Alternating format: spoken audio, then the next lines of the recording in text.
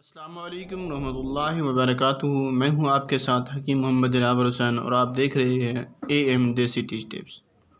दोस्तों, पहले की तरह आज भी मैं आपके लिए एक बड़ा ही ज़बरदस्त और बेहतरीन नुस्खा लेकर आया हूं। ये नुस्खा है कमर के दर्द के लिए, जोड़ों के दर्द के लिए, किसी किस्म का दर्द है उसके लिए आज हम दवाई बनाएंगे।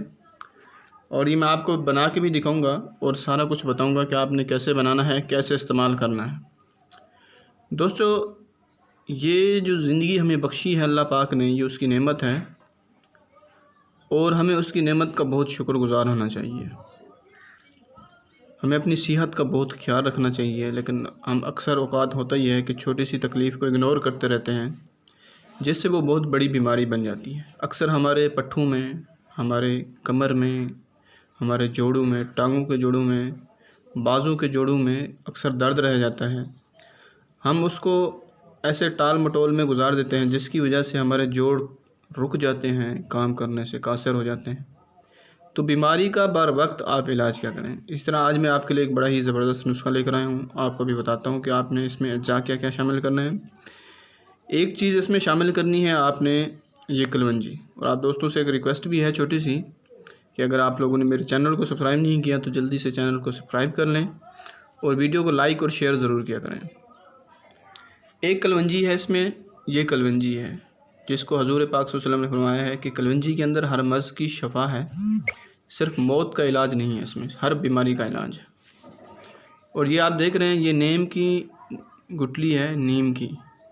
ये बेमौसमी है, लेकिन मैंने इसको ढूंढा है बड़ी मुश्किल से। अब मौसम नहीं है नीम का, तो मैं फिर भी इसको ढूंढ के लाया हूँ ताकि आपको दिखा सकूँ। दो चीज़ें ये हैं। तीसरी चीज़ ये है अक का जो पौधा होता है उसकी जड़ है। अक के पौधे की जड़ है, मैं उखाड़ के ले आया हूँ, बड़ा पौधा खड़ा था उससे। तो आपने इस जड़ का ऊपर से छिलका उतारना है। ये जो इसकी छाल है ना, ये वाली, ये आपने उतारनी है। उतार के इस छाल को आपने धूप में रख देना है। धूप में रखने से इस छाल जो होगी ये बिल्कुल खुश्क हो जाएगी, जैसे लकड़ी हो जाती हैं। इस तरह तीनों चीज़ें। और ये जो नीम की गुठलियाँ हैं, आपने इनको तोड़कर इसके अंदर से मग़ज़ निकाल लेने हैं। ये देखें, मैं अब यहाँ पर मैंने मग़ज़ भी निकाला हुआ है। ये देखें, ये इसके अंदर से मग़ज़ निकाला हुआ है, क्योंकि ये बहुत पुरानी हो चुकी हैं। अभी आपको निकाल के भी दिखा देता हूँ।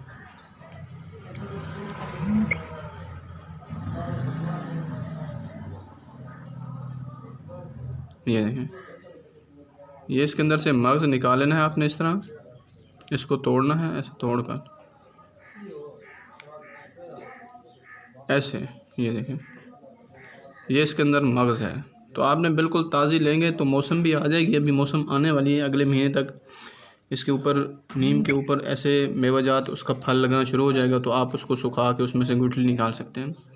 इन तीनों चीज़ों को खुश करके आपने इसको रगड़ लेना है। मैं आपको बताता हूँ, मैंने पहले से ऑलरेडी रगड़ा हुआ है। तो आपने इसको बेहतरीन करके रगड़ लेना है। रगड़ के एक सफ़ूफ बना लेना है, पाउडर सा बना लेना है। मैं आपको दिखाता हूँ, क्योंकि मैंने अब मौसम नहीं है तो अब इसको मैं अब सुखा तो नहीं सकता ऐसे आपको सुखा के दिखाऊँ या इसको।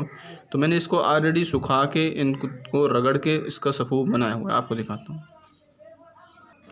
तो इस तरह आपने रगड़ के इस तरह का सफ़ूफ बना लेना है। ये देखें, बिल्कुल सफ़ूफ बन गया है। आपने करना क्या है, इस सफ़ूफ में से बड़े साइज़ के कैप्सूल ले लेने हैं, बड़े साइज़ के, और बड़े साइज़ के कैप्सूल भर लेने हैं इस दवाई से।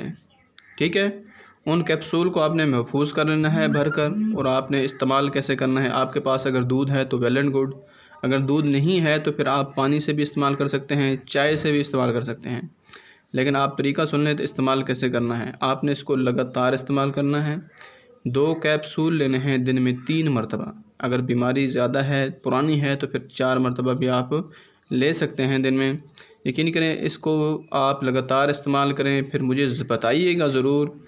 ये ऐसी ज़बरदस्त चीज़ है कि आपके पुरानी से पुरानी दर्दों को ख़त्म कर देगी और हमेशा के लिए निजात हो जाएंगे।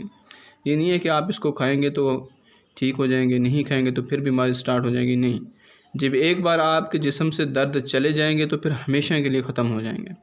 तो आप दोस्त इसी तरह मेरे साथ बने रहिए, दुआओं में याद रखिए। अब मैं आपसे इजाज़त चाहूँगा। अस्सलामु अलैकुम।